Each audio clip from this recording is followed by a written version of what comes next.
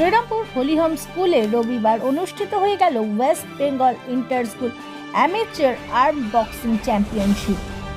এদিনের চ্যাম্পিয়নশিপে অতিথি হিসেবে উপস্থিত ছিলেন স্কুলের vice principal Palash Priya Mukherjee, amateur arm boxing sports অ্যাসোসিয়েশনের general secretary mister Nasir Uddin Siddiqui, amateur arm boxing sports অ্যাসোসিয়েশনের president Ashis Kumar Das, amateur arm boxing sports অ্যাসোসিয়েশনের জয়েন্ট সেক্রেটারি শঙ্কর থাপা সহ বহু বিশিষ্ট ব্যক্তি। শারীরিক অসুস্থতার কারণে হলিহোম স্কুলের প্রিন্সিপাল ইন্দ্রাণী মুখার্জি উপস্থিত থাকতে না পারলেও ভয়েস মেসেজ মারফত সকল প্রতিযোগীকে তিনি তার শুভেচ্ছা জানিয়েছেন।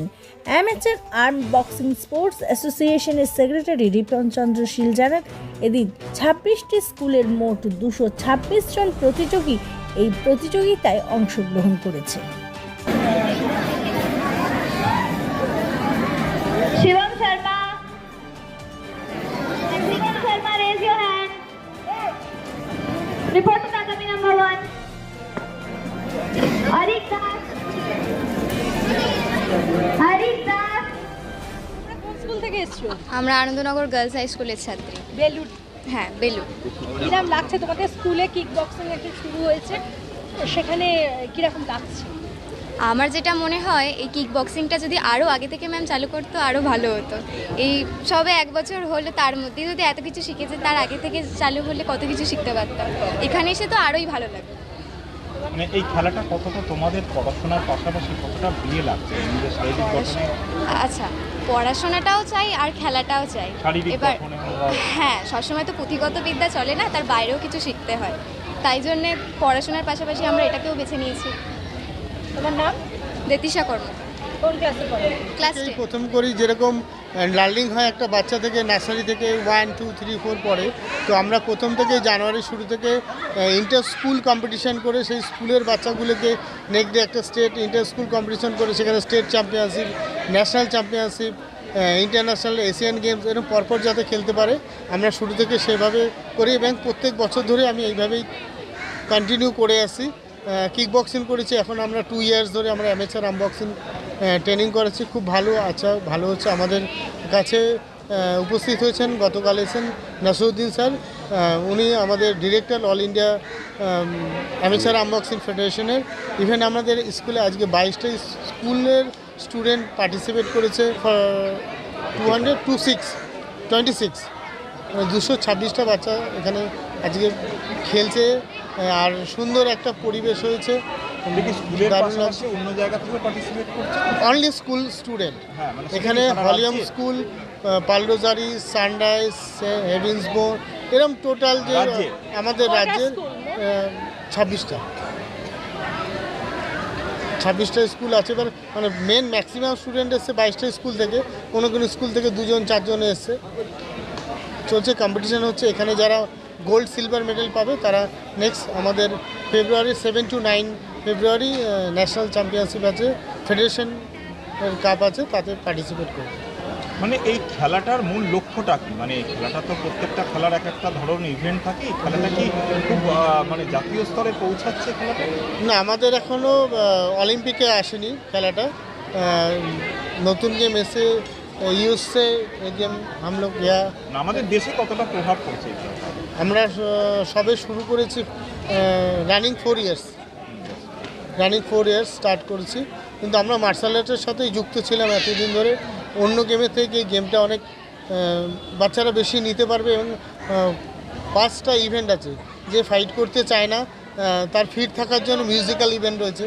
আমরা শুরুতেই মিউজিক্যাল ইভেন্ট করেছি, যে আমার বাড়ির ছোটো বাচ্চার নাকটা যদি চোট হয়ে যায়, মুখটা যদি ফেটে যায়, দাঁতটা যদি ভেঙে যায়, তো আমরা ফিট থাকবে বাচ্চা, অথচ এক্সারসাইজ করবে, মিউজিক চলবে, এরকমও ইভেন্ট আছে। Musical form, traditional martial art, kata, wushu এসব মিক্স করে মিউজিকের সাথে কম্বাইন করে 1 মিনিট 30 সেকেন্ড পর্যন্ত, 1 মিনিট থেকে 1 মিনিট 30 সেকেন্ড পর্যন্ত পার্টিসিপেট করতে পারে ফিট থাকার জন্য।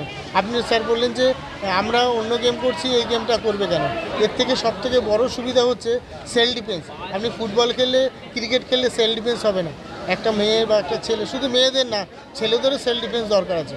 তারপর থেকে আমি বলছি, যারা মার্শাল আর্ট করে তারা ব্যাপারটা ভালো ফিল করতে পারবে, যে ক্যারেটে, কিক বক্সিং, অ্যামেচার বক্সিং শেখা মানে শুধু আপার ব্লক পাঞ্চ করা নয়, তার ব্যাকটিক্যাল পিচুয়াল একটা ব্যাপার থাকে যে শিখবে সেটা করতে আত্মরক্ষা হবে। একটা বড় আত্মরক্ষা একটা বড় ব্যাপার থাকে।